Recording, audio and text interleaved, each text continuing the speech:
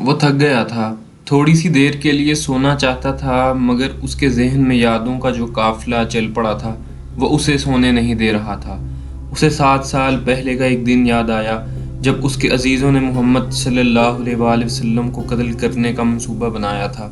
اس منصوبے میں خالد کا باپ الولید پیش تھا۔ وہ ستمبر سن 622 کی ایک رات تھی۔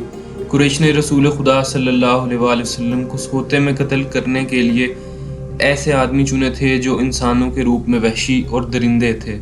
خالد قریش کے سرکردہ خاندان کا جوان تھا۔ اس وقت اس کی عمر 27 سال تھی۔ وہ آن حضرت صلی اللہ علیہ وآلہ وسلم کے قتل کی سازش میں شریک تھا، لیکن وہ قتل کرنے والوں میں شامل نہ تھا۔ اسے 7 سال پہلے کی وہ رات گزرے ہوئے کل کی طرح یاد تھی۔ وہ اس قتل پر خوش بھی تھا ناخوش بھی۔ خوش اس لیے کہ اس کے اپنے قبیلے کے ہی ایک آدمی نے اس کے مذہب کو، جو بت پرستی تھی، باطل کہہ دیا اور اپنے آپ کو خدا کا پیغمبر کہہ دیا تھا۔ ایسے دشمن کے قتل پر خوش ہونا فطری بات تھی، اور وہ ناخوش اس لیے تھا کہ وہ اپنے دشمن کو للکار کر آمنے سامنے کی لڑائی لڑنے کا قائل تھا۔ اس نے سوئے ہوئے دشمن کو قتل کرنے کی کبھی سوچی ہی نہ تھی۔ بہرحال اس نے اس سازش کی مخالفت نہیں کی، لیکن قتل کی رات جب قاتل رسول خدا صلی اللہ علیہ وآلہ وسلم کو مقررہ وقت پر قتل کرنے گئے تو آپ صلی اللہ علیہ وآلہ وسلم کا مکان خالی تھا۔ وہاں گھر کا سامان بھی نہ تھا، نہ آپ صلی اللہ علیہ وآلہ وسلم کا گھوڑا تھا، نہ اونٹنی۔ قریش اس امید پر سوئے ہوئے تھے کہ صبح انہیں خوشخبری ملے گی کہ ان کے مذہب کو جھٹلانے اور انہیں اپنے نئے مذہب کی طرف بلانے والا قتل ہو گیا ہے، مگر صبح وہ ایک دوسرے کو مایوسی کے عالم میں دیکھ رہے تھے۔ پھر وہ سرگوشیوں میں ایک دوسرے سے پوچھنے لگے، محمد کہاں گیا؟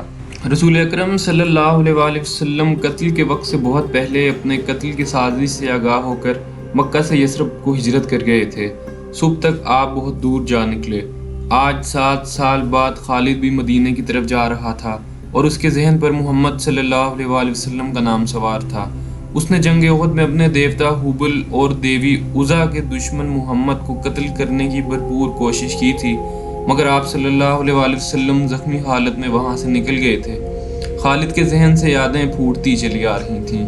ذہن پیچھے ہی پیچھے ہٹتے ہٹتے 16 برس دور جا رکا۔ سن 613 کی ایک شام رسول اکرم صلی اللہ علیہ وآلہ وسلم نے قریش کے چند ایک سرکردہ افراد کو اپنے ہاں کھانے پر مدعو کیا۔ کھانے کے بعد رسول اکرم صلی اللہ علیہ وآلہ وسلم نے اپنے مہمانوں سے کہا، اے بنی عبد المطلب، میں تمہارے سامنے جو تحفہ پیش کرنے لگا ہوں وہ عرب کا کوئی اور شخص پیش نہیں کر سکتا۔ اس کے لیے اللہ نے مجھے منتخب کیا ہے۔ مجھے اللہ نے حکم دیا ہے کہ تمہیں ایک ایسے مذہب کی طرف بلاؤں جو تمہاری دنیا کے ساتھ تمہاری عاقبت بھی آسودہ اور مسرور کر دے گا۔ اس طرح رسول اکرم صلی اللہ علیہ وآلہ وسلم نے پہلی وحی کے نزول کے 3 سال بعد اپنے قریبی عزیزوں کو اسلام قبول کرنے کی دعوت دی۔ خالد اس محفل میں نہیں تھا، اس کا باپ مدعو تھا۔ اس نے خالد کو مذاق اڑانے کے انداز میں بتایا تھا کہ عبد المطلب کے پوتے محمد نے کہا ہے کہ وہ اللہ کا بھیجا ہوا نبی ہے۔ ہم جانتے ہیں عبد المطلب قریش کا ایک سردار تھا۔ الولید نے اپنے بیٹے خالد سے کہا، بے شک محمد کا خاندان اعلیٰ حیثیت رکھتا ہے، لیکن نبوت کا دعویٰ اس خاندان کا کوئی فرد کیوں کرے؟ اللہ کی قسم اور قسم حبل اور عزا کی، میرے خاندان کا رتبہ کسی سے کم نہیں۔ کیا نبوت کا دعویٰ کر کے کوئی ہم سے اونچا ہو سکتا ہے؟ آپ نے اسے کیا کہا ہے؟ خالد نے پوچھا۔ پہلے تو ہم چپ ہو گئے تھے، پھر ہم سب ہنس پڑے، الولید نے کہا۔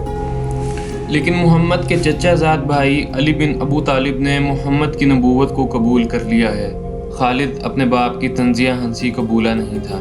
خالد کو سن 629 کے ایک روز مکہ اور مدینہ کے راستے میں ایک نخلستان میں لیٹے ہوئے وہ وقت یاد آ رہا تھا۔ رسول اللہ جن کی نبوت کو قریش کے سردار قبول نہیں کر رہے تھے، اس نبوت کو لوگ قبول کرتے چلے جا رہے تھے۔ ان میں اکثریت نوجوانوں کی تھی، بعض مفلس لوگوں نے بھی اسلام قبول کر لیا تھا۔ اس لیے نبی کریم صلی اللہ علیہ وآلہ وسلم کے حوصلے میں جان آ گئی اور آپ صلی اللہ علیہ وآلہ وسلم نے اسلام کی تبلیغ تیز کر دی۔ آپ صلی اللہ علیہ وآلہ وسلم بت پرستی کے خلاف تھے۔ مسلمان ان 360 بتوں کا مذاق اڑاتے تھے جو کعبے کے اندر اور باہر رکھے ہوئے تھے۔ طلوع اسلام سے پہلے عرب ایک خدا کو مانتے تھے اور پوجتے ان بتوں کو تھے۔ انہیں وہ دیویاں اور دیوتا کہتے اور انہیں اللہ کے بیٹے اور بیٹیاں مانتے تھے۔ وہ ہر بات میں اللہ کی قسم کھاتے تھے۔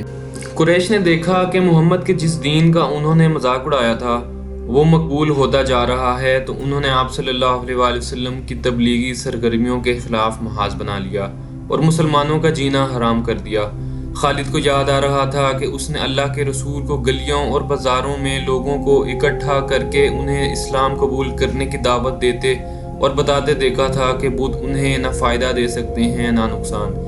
عبادت کے لائق صرف اللہ ہے جو وحدہ لا شریک ہے۔ رسول خدا کی مخالفت کے قائد قریش کے 4 سردار تھے۔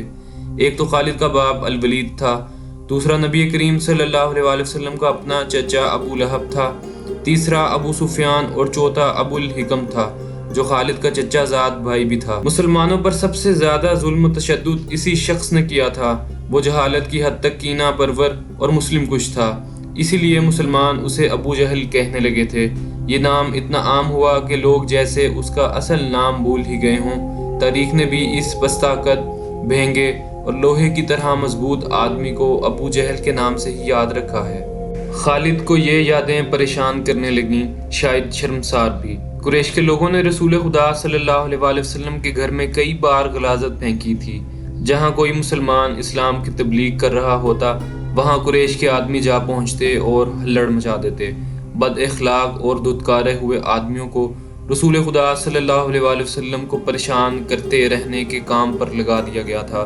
خالد کو یہ اطمینان ضرور تھا کہ اس کے باپ نے محمد رسول اللہ صلی اللہ علیہ وآلہ وسلم کے خلاف ایسی کوئی گھٹیا حرکت نہیں کی تھی۔ وہ 2 مرتبہ قریش کے 3-4 سرداروں کو ساتھ لے کر رسول خدا صلی اللہ علیہ وآلہ وسلم کے چچا ابو طالب کے پاس یہ کہنے گیا تھا کہ وہ اپنے بھتیجے رسول اکرم صلی اللہ علیہ وآلہ وسلم کو بتوں کی توہین اور نبوت کے دعوے سے روکے، ورنہ کسی کے ہاتھوں قتل ہو جائے گا۔ ابو طالب نے ان لوگوں کو 2 مرتبہ ٹال دیا تھا۔ خالد کو اپنے باپ کی بہت بڑی قربانی یاد آئی۔ عمارہ خالد کا بھائی تھا، وہ خاص طور پر خوبصورت نوجوان تھا، وہ ذہین تھا، اس میں پانک پن تھا۔ خالد کے باپ الولید نے اپنے اتنے خوبصورت بیٹے عمارہ کو قریش کے سرداروں کے حوالے کیا اور انہیں کہا کہ اسے محمد کے چچا ابو طالب کے پاس لے جاؤ اور اسے کہو کہ میرا بیٹا رکھ لو اور اس کے بدلے محمد ہمیں دے دو۔ خالد اپنے باپ کے اس فیصلے پر کانپ اٹھا تھا، اور جب اس کا بھائی عمارہ دونوں سرداروں کے ساتھ چلا گیا تھا تو خالد تنہائی میں جا کر رویا تھا۔ ابو طالب، سرداروں نے عمارہ کو رسول اکرم صلی اللہ علیہ وآلہ وسلم کے چچا کے آگے کر کے کہا، اسے تم جانتے ہو، یہ عمارہ بن الولید ہے۔ تم یہ بھی جانتے ہوگے کہ بنو ہاشم نے، جس کے تم سردار بھی ہو، ابھی تک اس جیسا سجیلا اور عقلمند جوان پیدا نہیں کیا۔ یہ ہم ہمیشہ کے لیے تمہارے حوالے کرنے آئے ہیں۔ اسے اپنا بیٹا بنا کر رکھو گے تو تمام عمر فرما بردار رہے گا، اور اگر اسے اپنا غلام بناؤ گے تو قسم ہے اللہ کی تم پر اپنی جان بھی قربان کر دے گا۔ مگر تم اسے میرے حوالے کیوں کر رہے ہو؟ ابو طالب نے پوچھا۔ کیا بنو مخزوم کی ماؤں نے اپنے بیٹوں کو نیلام کرنا شروع کر دیا ہے؟ کہو اس کی کتنی قیمت چاہتے ہو؟ اس کے عوض ہمیں اپنا بھتیجا محمد دے دو۔ قریش کے ایک سردار نے کہا، تمہارا یہ بھتیجا تمہاری رسوائی کا باعث بن گیا ہے۔ اس نے تمہارے آباء و اجداد کے مذہب کو رد کر کے اپنا نیا مذہب بنا لیا ہے۔ کیا تم دیکھ نہیں رہے کہ اس نے قبیلے میں آدمی کو آدمی کا دشمن بنا دیا ہے؟ تم میرے بھتیجے کو لے جا کر کیا کرو گے؟ قتل۔ قریش کے دوسرے سردار نے جواب دیا، ہم محمد کو قتل کریں گے۔ یہ بے انصافی نہیں ہوگی؟ تم دیکھ رہے ہو کہ ہم تمہارے بھتیجے کے بدلے تمہیں اپنا بیٹا دے رہے ہیں، یہ بہت بڑی بے انصافی ہوگی۔ ابو طالب نے کہا، تم میرے بھتیجے کو قتل کرو گے اور میں تمہارے بیٹے کو پالوں گا اور اس پر خرچ کروں گا اور اسے بہت اچھی زندگی دوں گا۔ تم میرے پاس ایک ایسا انصاف لے کر آئے ہو، میں تمہیں عزت سے رخصت کرتا ہوں۔ خالد نے جب اپنے بھائی کو اپنے سرداروں کے ساتھ واپس آتے دیکھا اور سرداروں سے سنا کہ ابو طالب نے یہ سودا قبول نہیں کیا تو خالد کو دلی مسرت ہوئی تھی۔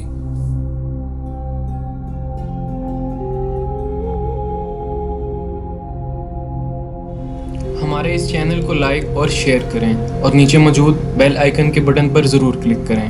ایک نئی ویڈیو کے ساتھ آپ کی خدمت میں حاضر ہوں گے، تب تک کے لیے اللہ حافظ۔